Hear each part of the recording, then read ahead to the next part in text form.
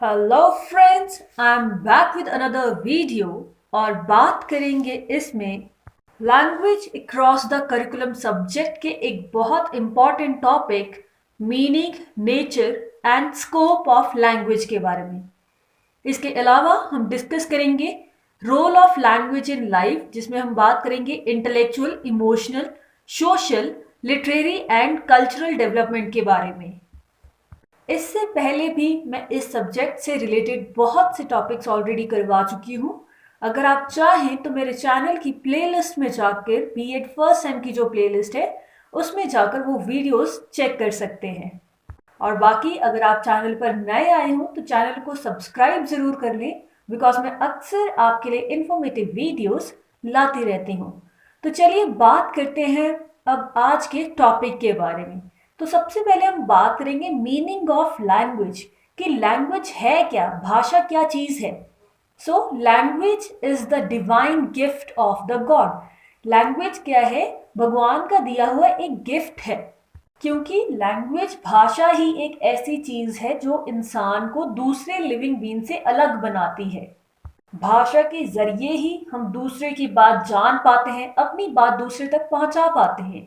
So we can say that language is a systematic means of communicating ideas or feelings by the use of conventionalized sign, sounds, gestures having understood meanings।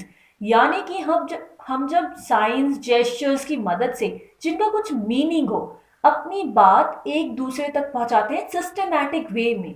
क्योंकि सिर्फ शब्दों का होना language नहीं है, उनका systematic way में arrange होना लैंग्वेज है। जैसे अगर मैं कह दूं रही हूं जा मैं, तो इसका कोई मीनिंग नहीं हुआ, ये कोई एक लैंग्वेज नहीं हुई प्रॉपर। वहीं पे अगर मैं इसे सिस्टमैटिक वे में कहूं कि मैं जा रही हूं, तो एक अच्छा मीनिंग निकल के आता है इसमें से। इसीलिए लैंग्वेज क्या है, कम्युनिकेशन के लिए एक टूल की तरह काम करती है। लैंग्वेज वर्ड आया है लैटिन वर्ड लिंगुआ से, जिसका मतलब होता है टंग। और या हम कह देते हैं प्रोड्यूस्ड विद द टंग, यानी कि जो भाषा होती है वो हमारी जीवा से उत्पन्न होती है। यानी कि जब हम टंग का उपयोग करते हैं तभी हम कुछ बोल पाते हैं। सो कुछ डेफिनेशंस करेंगे लैंग्वेज की, जो अलग अलग लोगों द्वारा दी गई है। जो भी आपको इजी लगे, कोई एक दो डेफिनेशंस आप कर लेंगे तो वो सफिशिएंट होगा। So according to doctor Kamta Prasad Guru, language is the mean by which the man can express his thoughts to others and can understand the views of others clearly। यानी कि लैंग्वेज एक ऐसा रास्ता है जिसके जरिए इंसान अपनी बात दूसरों तक पहुंचा सकता है और दूसरों के व्यू पॉइंट, दूसरों की बातें समझ सकता है। According to B Bloch, a language is a system of arbitrary vocal symbols by means of which a social group cooperates। कि लैंग्वेज क्या है? सिस्टम है आर्बिट्ररी वोकल सिंबल्स का, जिसकी मदद से कोई भी सोशल ग्रुप जो है कॉपरेट करता है, यानी कि एक दूसरे से बात करता है, दूसरे की बात समझता है, जो ये सोसाइटी वर्क कर रही है उसकी वजह से। अब आर्बिट्ररी वोकल सिंबल्स का क्या मतलब होता है, ये जानना आपके लिए जरूरी है, क्योंकि ये नेचर में भी पॉइंट आएगा। आर्बिट्ररी मतलब जिसका वर्ड और चीज के साथ कोई रिलेशन ना हो, कोई विजुअल रिलेशन ना होना। जैसे कि हमने बुक को नाम दे दिया है बुक, शुरू में किसी ने नाम दे दिया बुक और आज तक हम इसे बुक ही बोलते आ रहे हैं। हो सकता है कि अगर पहले इसे बुक की जगह किसी ने पेंसिल बोल दिया होता तो आज तक हम इसे पेंसिल ही बोलते आते। यानी कि जो चीज़ पहले से चली आ रही है वही चीज़ का होना, ऐसा नहीं है कि कोई विजुअल रिलेशनशिप है। ये हमने पहले उसको नाम दे दिया था, इसीलिए हम उसे आज भी उसी नाम से जानते हैं। इसे हम कहते हैं arbitrary. So according to Allen, language is a mean of communicative thoughts. यानी कि वही बात है, घुमा फिरा के सबने यही कही है कि लैंग्वेज कम्युनिकेशन का एक बहुत इंपॉर्टेंट टूल है, जिसके जरिए हम अपनी बात बोलते हैं और दूसरों की बात समझते हैं। हमारा कोई भी विचार है हम दूसरों को तक पहुंचाना चाहते हैं, वो हम लैंग्वेज के जरिए ही करते हैं। फिर आता है नेचर ऑफ लैंग्वेज, यानी कि लैंग्वेज की, भाषा की क्या प्रकृति है। सबसे पहले बात आती है लैंग्वेज इज लर्न्ड। लैंग्वेज कोई बॉर्न एक्टिविटी नहीं है, as a crying and walking. जैसे कि रोना तो बचपन से बच्चा सीख जाता है, ऐसा थोड़ा उसे सिखाया जाता है कि ऐसे रो के दिखाओ, वो बचपन से ही रोना सीख जाता है और धीरे धीरे चलना भी सीख जाता है। लेकिन लैंग्वेज एक ऐसी चीज है जिसे याद किया जाता है। इमिटेशन से, प्रैक्टिस से, दूसरों को देखता है, दूसरों को कॉपी करता है बच्चा। हम जो भी बात करेंगे यहाँ पर ज़्यादातर बच्चे के कॉन्टेक्स्ट में करेंगे, ठीक है। तो आपके एग्जाम्पल्स भी उसी तरीके से होने चाहिए, ठीक है। तो इमिटेशन एंड प्रैक्टिस से। लैंग्वेज क्या है? डायनामिक है। डायनामिक यानी कि चेंज होती रहती है, स्टैटिक नहीं है। जैसे जैसे टाइम बदलता रहता है, लैंग्वेज बदलती रहती है, नए वर्ड्स आते रहते हैं, पुराने वर्ड्स रिप्लेस होते रहते हैं, या फिर उन वर्ड्स को प्रोनाउंस करने का तरीका बदलता रहता है। जैसे पहले हम टावल बोलते थे, अब हम टाल बोलते हैं, शावर को शार बोलते हैं। यानी कि समय के साथ साथ लैंग्वेज में बदलाव आता रहता है। Next is language is arbitrary, यानी कि no visual relationship between the language item and the object for it which it stands. यानी कि जैसे कि मैंने आपको बताया कि बुक को हम बुक क्यों कह रहे हैं, क्योंकि पहले किसी ने बुक कह दिया था। ऐसा तो नहीं है कि कोई विजुअल रिलेशनशिप है, वो हमारे दिमाग में बैठ गया कि बुक ऐसी दिखती है, ठीक है। कोई सिमिलैरिटी नहीं है सिंबल में और एक्चुअल चीज में। जैसे अगर मैं बुक लिखती हूँ वहां पे, तो कोई सिमिलैरिटी है उसमें? नहीं है, लेकिन आपके दिमाग में आ जाएगा कि बुक क्या चीज होती है। यानी कि सिंपल वर्ड्स में no visual relationship between the language item and the object for which it stands. Next is language is unique. एक कहावत है ना, कोस कोस पर पानी बदले चार कोस पर वाणी। यानी कि हर लैंग्वेज अलग है, हर लैंग्वेज का अपना स्टाइल है, अपनी साउंड्स हैं, अपनी वोकैब है, अपना स्ट्रक्चर है। जैसे हम पहाड़ी या पंजाबी लैंग्वेज की ही बात कर ले, तो उसका अपना तरीका है बोलने का, पंजाबी लैंग्वेज का अपना तरीका है। तो इस तरीके से लैंग्वेज यूनिक है। Next is language is systematic. अब हर लैंग्वेज का अपना यूनिक सिस्टम है, अलग साउंड है, स्ट्रक्चर्स हैं, वोकैब है, और उन चीज़ों को अगर हम सिस्टमैटिक वे में अरेंज करते हैं तभी वो लैंग्वेज बनेगी। Next is language is made of habits, कि जैसे जैसे हम शब्दों का उपयोग करते हैं, हैबिट में लाते हैं, वैसे वैसे लैंग्वेज डेवलप होती जाती है। Next is language is heterogeneous. Language heterogeneous कैसी है कि हर लैंग्वेज में कोई ना कोई वर्ड कहीं ना कहीं से लिया होता है। जैसे अभी हमने इंग्लिश लैंग्वेज की ही बात करी, तो ये लैंग्वेज वर्ड कहाँ से लिया गया है? लैटिन वर्ड लिंगुआ से। यानी कि हर लैंग्वेज में दूसरी किसी और लैंग्वेज की भी मिलावट थोड़ी बहुत होती है। Next is language is universal. Language universal है क्योंकि हर कंट्री, कहीं पे भी आप चले जाओ, हो सकता है उनकी लैंग्वेज अलग जरूर होगी, लेकिन हर जगह लैंग्वेज यूज हो रही है। It is used in each and every country. तो इस तरीके से लैंग्वेज यूनिवर्सल है। और क्या नेचर है लैंग्वेज का? Language is इडियोलेक्ट। इडियोलेक्ट का मतलब होता है कि कोई भी दो बंदों की जो लैंग्वेज है वो सिमिलर नहीं होती है।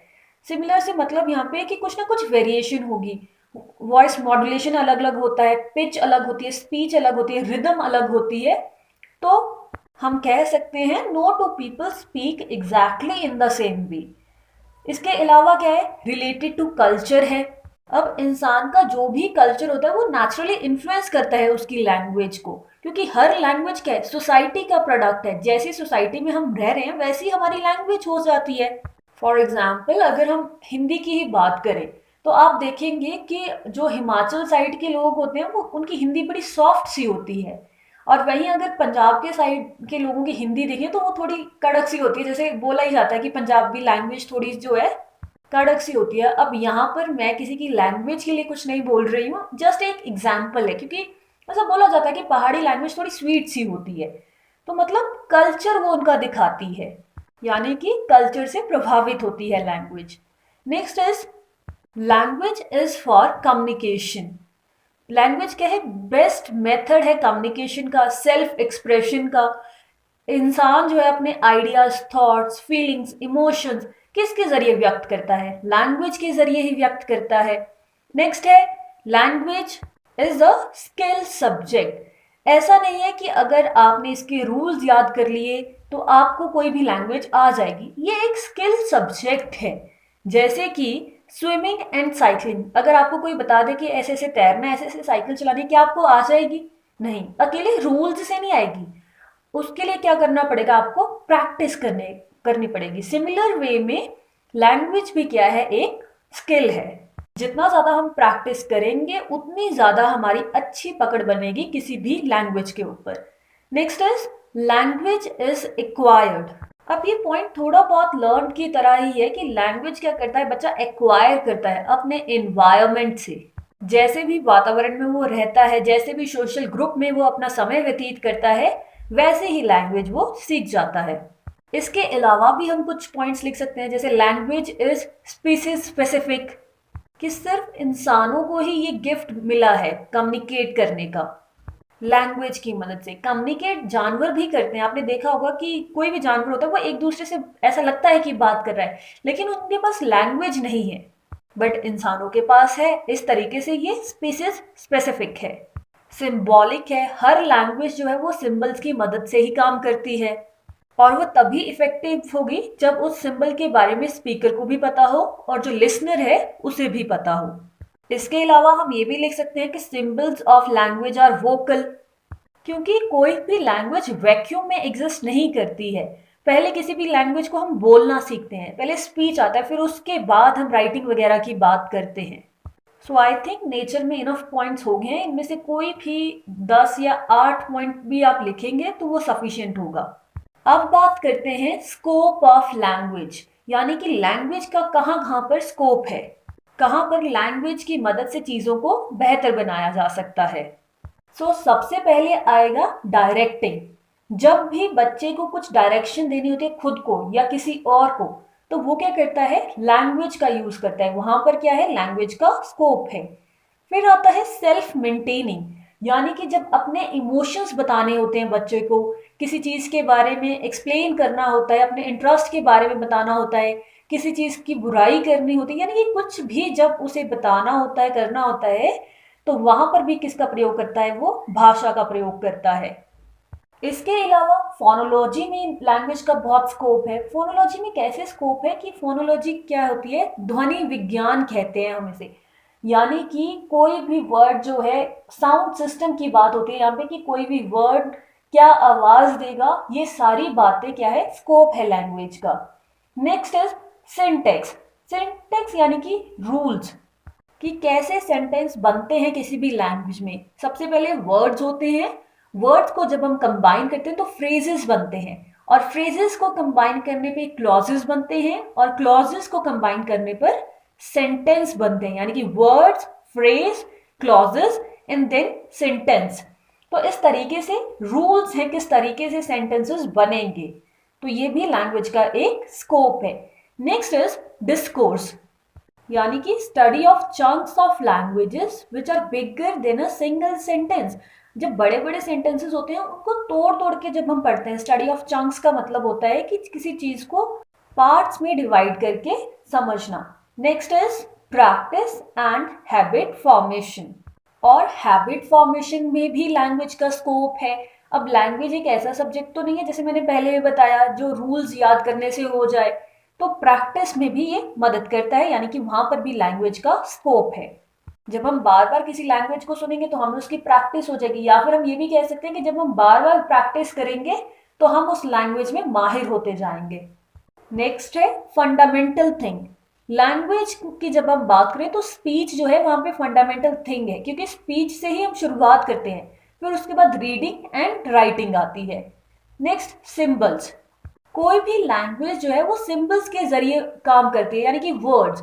जैसे कि कोई शब्द है बुक, तो इसका मतलब ये नहीं है कि वो बुक है, इसका मतलब क्या है कि उस शब्द का मतलब बुक है, वो शब्द हमने बुक के लिए चुना है। जैसे कि मैंने आपको पहले बताया कि पहले से डिसाइड करते कि अच्छा ये शब्द है, ये वो वाला शब्द है, तो वही हम आज तक सीखते आ रहे हैं, कोई रिलेशन नहीं है उतना। तो इसीलिए जो भी सिंबल्स है वो जरूरी है कि स्पीकर और लिसनर या रीडर और राइटर दोनों को उसकी नॉलेज हो। इसके अलावा कहाँ स्कोप है लैंग्वेज का, सोशियोलॉजी ऑफ लैंग्वेज में, यानी कि the sociology of language includes the study of attitudes to language, यानी कि कौन सी लैंग्वेज को यूज करना है, प्लानिंग ऑफ लैंग्वेज एडुकेशन, यानी कि कौन सी लैंग्वेज में इंस्ट्रक्शंस देनी है, कौन सी लैंग्वेज फर्स्ट लैंग्वेज होगी, कौन सी language as a second language बच्चों को समझाई जाएगी, क्या लैंग्वेज पॉलिसी होंगी, तो वहां पर भी लैंग्वेज का स्कोप है। Next is semantics. सिमेंटिक्स में क्या होता है, हम मीनिंग की बात करते हैं, it deals with the level of meaning in language कि कैसे कोई वर्ड सिमिलर है या डिफरेंट है, कैसे एक दूसरे से रिलेटेड है। जैसे कुछ वर्ड्स को डिफाइन करना काफ़ी ज़्यादा इजी होता है, वहीं कुछ वर्ड्स को डिफाइन करना डिफ़िकल्ट होता है। फॉर एग्जाम्पल अगर मैं कह दूँ पेन या ट्री, तो आपके दिमाग में आ जाएगा कि क्या पेन होता है क्या ट्री है, तो डिफाइन करना ईजी है। वहीं अगर हम ऐसे कुछ वर्ड बोलते हैं लव या हेट, तो उसे डिफाइन करना मुश्किल है, हर किसी के लिए उसका मीनिंग अलग हो सकता है। तो वहां पर भी लैंग्वेज का स्कोप है। हालांकि इस एरिया में उतना ज़्यादा काम नहीं हुआ है, लेकिन फिर भी हम कह सकते हैं कि ये भी लैंग्वेज का एक स्कोप है। नेक्स्ट है language in a transdisciplinary programme, यानी कि अगर हम किसी भी सब्जेक्ट की बात करें वहाँ पर लैंग्वेज का उपयोग हो रहा है, लैंग्वेज का यूज़ होता है। फॉर एग्जाम्पल अगर हम मैथ्स की ही बात करें, तो वो भी हमें तभी आ सकता है अगर हमें लैंग्वेज की समझ है। अगर इंग्लिश में है वो मैथ्स, तो इंग्लिश की समझ होना ज़रूरी है, अगर हिंदी में है तो हिंदी की समझ होना ज़रूरी है। तो ये कुछ स्कोप है लैंग्वेज के, इसमें से कोई भी 5 या 6 स्कोप भी अगर आप लिखते हैं तो वो सफिशिएंट होगा, फिर उसके बाद उन्हें थोड़ा थोड़ा एक्सप्लेन करना है। नेक्स्ट हम बात करेंगे role of language in life, यानी कि जिंदगी में लैंग्वेज का क्या रोल है, किस तरीके से लैंग्वेज मदद करती है। तो सबसे पहले बात तो ये आती है कि व्हीकल ऑफ थॉट्स, जो हमारे विचार हैं हम किसके जरिए सोचते हैं, क्योंकि हमारे पास लैंग्वेज है। अगर हमारे पास लैंग्वेज ही नहीं होगी तो क्या हम कुछ सोच पाएंगे? ऑब्वियस सी बात है, नहीं सोच पाएंगे। इसीलिए थॉट को सब वोकल स्पीच भी कहा जाता है, क्योंकि कुछ भी हम सोचते हैं तो किसी पर्टिकुलर लैंग्वेज में ही सोचते हैं। Next is language is medium of expression, यानी कि जो बात मैंने आपसे पहले कही थी, हमें कुछ भी चीज़ एक्सप्रेस करनी है, अपनी फीलिंग्स अपने एक्सपीरियंसेस के बारे में बोलना है, तो हम लैंग्वेज के जरिए ही अपनी बात एक्सप्रेस करते हैं। Next is medium of communication, ideas को एक्सचेंज करने के लिए लैंग्वेज एक बहुत ही इम्पॉर्टेंट टूल है। फिर चाहे हमें अपने दोस्तों के साथ बात करनी हो, अपने पेरेंट्स के साथ बात करनी हो, या फिर कम्युनिटीज़ में जब बात होती है या कंट्रीज़ में भी बात हो रही है, तो वो किसी ना किसी लैंग्वेज में ही होती है, तो वहाँ पर भी लैंग्वेज का बहुत इम्पॉर्टेंट रोल है। Next is role of language in moral development. अब कोई भी बच्चा है, क्या चीज़ गलत है क्या चीज़ सही है, वो किसके ज़रिए सीखता है? लैंग्वेज के ज़रिए ही। जब उसे बताया जाता है, लैंग्वेज के ज़रिए ही उसके पेरेंट्स उसे समझाते हैं कि क्या चीज़ सही है क्या चीज़ सही नहीं है। सो लैंग्वेज हेल्प्स इन मॉरल डेवलपमेंट। नेक्स्ट हम बात करेंगे पर्सनैलिटी डेवलपमेंट के बारे में। कोई भी लैंग्वेज जो है इंसान की पर्सनैलिटी को ग्रूम करती है, क्योंकि लैंग्वेज को लर्न करना क्या है, नॉलेज का ही पार्ट है। हम किसी भी कॉम्पिटिटिव एग्ज़ाम में भी जाते हैं या आज के दौर में हम कहीं पे भी जाते हैं, जैसी हमारी स्पीकिंग स्किल्स होंगी उतने ही इजीली हम अपनी बात दूसरों तक पहुंचा पाएंगे, उतनी ही बेहतर हमारी पर्सनालिटी होगी। So language helps in developing and grooming one's personality. Next is basis of education. हम किसी भी सब्जेक्ट के बारे में पढ़ते हैं एजुकेशन में, तो उसका बेस लैंग्वेज ही होता है। जैसे मैंने आपको मैथमेटिक्स का एग्जाम्पल दिया, वही एग्जाम्पल आप यहाँ पर भी लिख सकते हो। Next is language is medium of literature. जितनी भी लिटरेचर है वो किसी ना किसी लैंग्वेज में ही है, तो इस तरीके से language help us to read literature, understand and appreciate the work of great writers and poets. Next हम बात करेंगे लैंग्वेज इन कल्चरल फंक्शन। अपने कल्चर को प्रिजर्व करने के लिए, कल्चरल रिलेटेड एक्टिविटीज़ के लिए लैंग्वेज बहुत इंपॉर्टेंट रोल प्ले करती है। फिर आता है इंफॉर्मेशनल फंक्शन। हमें कोई भी बात किसी तक पहुंचानी है, तो कोई भी इंफॉर्मेशन किसी को देनी है, तो वो हम लैंग्वेज की मदद से ही कर पाते हैं, तो वहाँ पर भी लैंग्वेज का बहुत इंपॉर्टेंट रोल है। नेक्स्ट इज मेटालिंगुअल फंक्शन, यानी कि जब लिसनर को समझ में नहीं आती है, फॉर एग्जाम्पल किसी ने इंग्लिश में कुछ बोला और दूसरे बंदे को समझ में नहीं आया, तो वो जो फर्स्ट लैंग्वेज हो जाएगी, यानी कि जिस भाषा में बोला गया है वो क्या है, ऑब्जेक्ट लैंग्वेज। फिर जिसको समझ में नहीं आया है तो कोई दूसरा उसे हिंदी में अगर वो बात समझाता है, तो वो क्या हो जाएगी, मेटालिंगुअलिज्म हो जाएगा वहाँ पे। तो उसमें भी लैंग्वेज बहुत इंपॉर्टेंट रोल प्ले करती है। नेक्स्ट हम बात करेंगे role of language in intellectual development के बारे में। क्योंकि जो फर्दर हमें सब पॉइंट्स दिए गए हैं उनमें उतने ज़्यादा पॉइंट्स नहीं बन सकते हैं, तो अगर हम पहले role of language in life लिख देते हैं तो हमारा क्या हो जाएगा, क्वांटिटी भी बढ़ जाएगी और आंसर थोड़ा अच्छा भी नज़र आएगा। तो अब हम बात करेंगे इंटेलेक्चुअल डेवलपमेंट में लैंग्वेज का क्या रोल है। इसके लिए सबसे पहले तो थोड़ा सा इंटेलेक्चुअल डेवलपमेंट के बारे में लिखना होगा कि इंटेलेक्चुअल डेवलपमेंट असल में होती क्या है। फिर उसके बाद हम बता सकते हैं कि लैंग्वेज जो है बहुत इंपॉर्टेंट रोल प्ले करती है कंस्ट्रक्शन ऑफ मीनिंग में। किसी भी चीज़ की समझ हमें तभी आएगी जब हमें उसका मीनिंग पता होगा। Speech is the instrument of society. कोई भी सोसाइटी जो है स्पीच के बिना यानी कि किसी भी लैंग्वेज के बिना काम नहीं कर सकती है। It helps to organise thoughts and make sense of world around us. कोई भी कॉन्सेप्ट अगर हम समझ पाते हैं तो तभी समझ पाएंगे अगर हमारी उस लैंग्वेज में समझ हो। फॉर एग्जाम्पल, अगर आपको कोई इंग्लिश में कुछ समझा रहा है, आपको इंग्लिश लैंग्वेज की ही समझनी है, तो वो टॉपिक आपको समझ में नहीं आएगा। वहीं अगर आपको वो टॉपिक हिंदी में समझाया जाता है और आपको हिंदी आती है तो वो ईजिली समझ आ जाएगा। यानी कि इंटेलेक्चुअल डेवलपमेंट के लिए लैंग्वेज का होना बहुत ज़्यादा ज़रूरी है, यानी कि आपको उस लैंग्वेज की समझ हो। जितनी भी इंटेलेक्चुअल एक्टिविटीज़ होती हैं जैसे imagination, problem solving, creativity, memory, reasoning, ये सब तभी पॉसिबल है जब हमें लैंग्वेज की समझ हो, और जितनी अच्छी हमें लैंग्वेज की समझ होगी उतनी ज़्यादा ये डेवलप होंगी। तो इस तरीके से इंटेलेक्चुअल डेवलपमेंट में लैंग्वेज बहुत इंपॉर्टेंट रोल प्ले करती है। नेक्स्ट हम बात करेंगे role of language in emotional development के बारे में, यानी कि इमोशनल डेवलपमेंट में लैंग्वेज, भाषा किस प्रकार से मदद करती है। तो इसमें भी सिमिलर पैटर्न चलेगा। पहले तो आप थोड़ा सा क्वांटिटी बढ़ाने के लिए इमोशनल डेवलपमेंट के बारे में लिख देंगे। इमोशनल डेवलपमेंट होती क्या है। Emotional development refers to a child's growing ability to regulate and control emotions and to form secure relationships। यानी कि कब, कहाँ, कितने इमोशंस दिखाने हैं, कैसे अपने रिलेशंस को सिक्योर करना है, उसी को हम इमोशनल डेवलपमेंट कहते हैं। लैंग्वेज किसी भी बच्चे को, किसी भी इंसान को इमोशनली स्ट्रांग बनाती है, क्योंकि इमोशनल डेवलपमेंट में क्या सीखा जाता है। It involves learning what feelings and emotions are, कि फीलिंग्स और इमोशंस क्या होते हैं, understanding how and why they happen, कैसे होते हैं, recognising one's own feelings and those of others, and developing effective ways of managing them. अब जितनी भी ये एक्टिविटीज हैं इमोशनल डेवलपमेंट की, ये कैसे हो पाएंगी, कैसे पॉसिबल है, लैंग्वेज की मदद से। तो इस तरीके से लैंग्वेज इमोशनल डेवलपमेंट में बहुत ज़्यादा मदद करती है।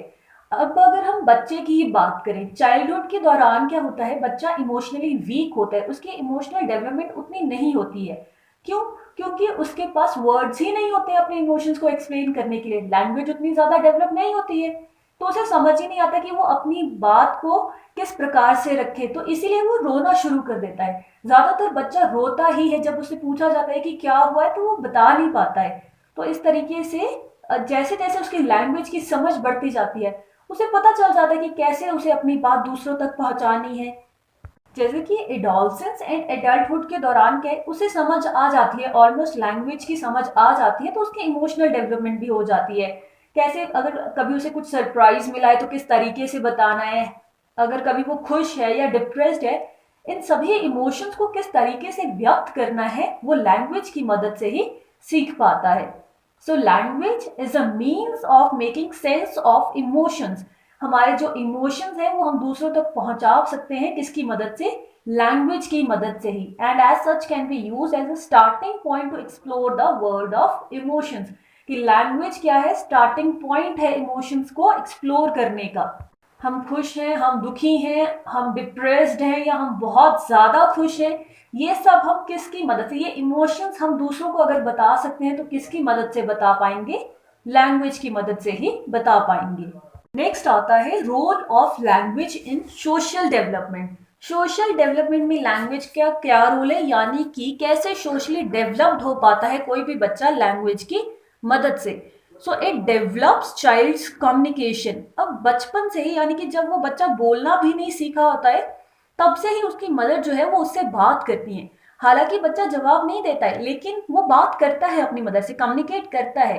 कैसे करता है, जैसे अगर मदर हंसती है तो वो बच्चा भी सामने से हंसता है, अगर वो किसी को रोते हुए देखता है तो वो भी रोना शुरू कर देता है। तो वो मदर इसीलिए करती है ताकि उस बच्चे की डेवलपमेंट हो, क्योंकि जितनी जल्दी वो लैंग्वेज को सीखेगा उतनी जल्दी वो सोशल होगा, दूसरों की बातें समझ पाएगा। Next is foundation of conversation. कोई भी लैंग्वेज जो है एक तरीके की फाउंडेशन है किसी भी कन्वर्जेशन की, क्योंकि कन्वर्सेशन तभी कर पाएंगे, बात दूसरे से तभी कर पाएंगे जब लैंग्वेज की समझ हो। वो मदर वाला एग्जाम्पल यहाँ पे भी फिट होता है। जब बच्चा छोटा है वो बात नहीं करे लेकिन मदर प्रॉपर पॉज लेती है उसकी, जैसे कि वो रिस्पॉन्स करेगा, और बच्चा स्माइल के जरिए या फिर अगर डांटा जाए तो रो के रिस्पॉन्स करता है। तो लैंग्वेज क्या है, किसी भी कन्वर्सेशन की फाउंडेशन है। Understanding of self and others. Social development कब होगी, जब हम सोशली डेवलप हो जाएंगे, यानी कि सोशली दूसरों की बातें समझने लगेंगे, दूसरों की बात सुनने लगेंगे। तो जब लैंग्वेज होगी तो हमें खुद की भी समझ होगी कि हम कहना क्या चाहते हैं। अगर लैंग्वेज ही नहीं होगी तो पता ही नहीं चलेगा कि कहना क्या चाह रहे हैं। तो खुद की समझ भी होगी और दूसरों को भी समझ पाएंगे कि दूसरा क्या कहना चाह रहा है। फिर आता है सोशलाइजेशन, यानी कि जो उसका सोशल एनवायरनमेंट है बच्चे का, उसमें वो अपने आइडियाज कैसे कम्युनिकेट कर पाता है। किसी से भी उसे बात करनी है, अपनी फैमिली में किसी से बात करनी है, अपने फ्रेंड से बात करनी है, अपने टीचर से बात करनी है, तो वो किसके जरिए कर पाता है, लैंग्वेज के जरिए ही कर पाता है, और जिसके जरिए उसकी सोशल डेवलपमेंट होती है। नेक्स्ट इज लिंग्विस्टिक इंटरेक्शन, यानी कि जो बच्चे की सोशल डेवलपमेंट होती है वो उसकी पेरेंट्स के साथ जो लिंग्विस्टिक इंटरेक्शन होती है उसी से होती है। थोड़े बहुत ये पॉइंट्स सिमिलर है लेकिन हेडिंग्स अलग है, तो आप लिख सकते हो, थोड़ा बहुत चेंज आएगा जब आप इन्हें एक्सप्लेन करोगे, लेकिन बेस तो वही सेम ही है कि लैंग्वेज जितनी अच्छी होगी उतनी अच्छी सोशल डेवलपमेंट होगी, उतनी जल्दी सोशल डेवलपमेंट होगी। और एग्जाम्पल, बेस्ट एग्जाम्पल वही है जो मदर अपने बच्चे से बात करती है ताकि वो जल्दी जल्दी सोशली डेवलप हो जाए। नेक्स्ट हम इसमें बात कर सकते हैं सोशियो कल्चरल थ्योरी के बारे में, जो कि वाइगॉस्की द्वारा दी गई थी।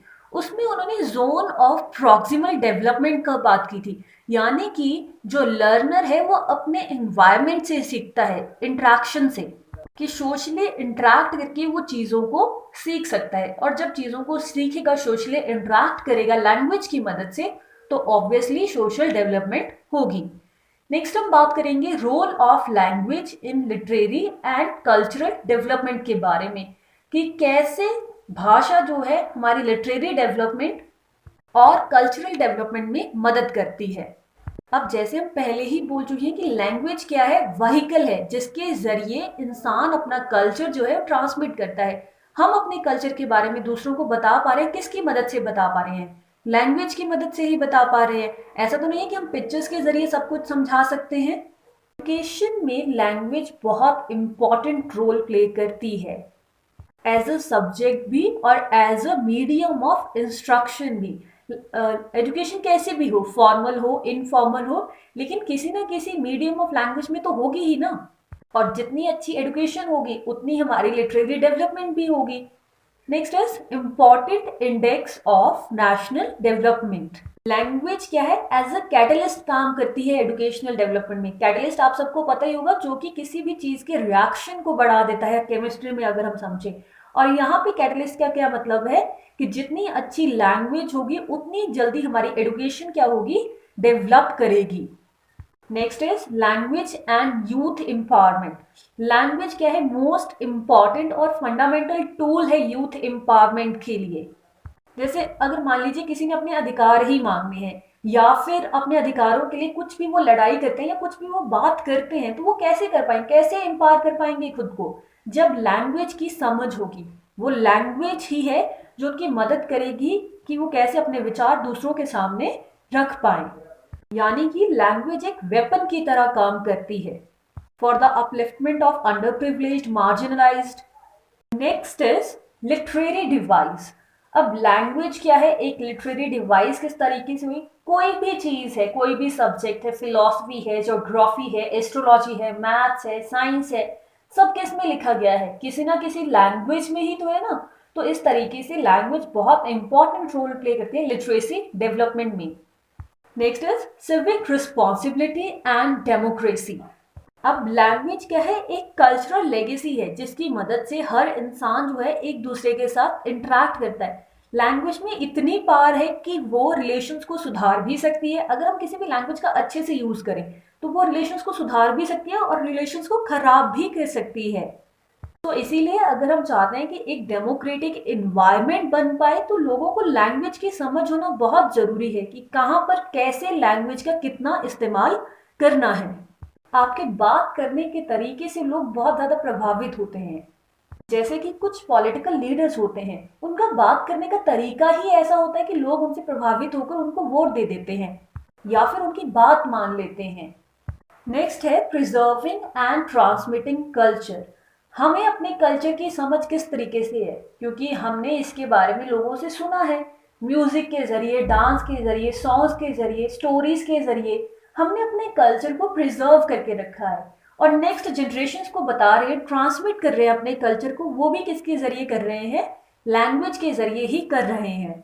जैसे कल्चरल फेस्ट वगैरह होते हैं तो वहां पे क्या है, अलग अलग कल्चर को दर्शाया जाता है। वो किसकी मदद से? लैंग्वेज की मदद से।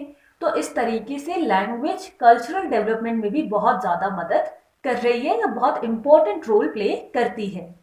सो आई होप आपको ये टॉपिक क्लियर हो गया हो। ये कुछ बेसिक पॉइंट्स हैं, आप इसके अलावा भी बहुत से पॉइंट्स लिख सकते हैं या इन्हीं पॉइंट्स को लेकर भी थोड़ा सा एक्सप्लेन कर देंगे, तब भी एक अच्छा आंसर फ्रेम कर पाएंगे।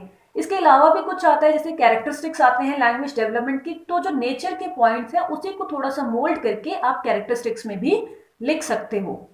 सो अगर वीडियो अच्छी लगी हो तो लाइक शेयर जरूर करें, बिकॉज इससे मुझे मोटिवेशन मिलता है कि मैं आपके लिए नई वीडियोस लेके आऊं। और अगर चैनल पर नए आए हो तो चैनल को सब्सक्राइब जरूर कर लें। Thank you and stay connected for more videos.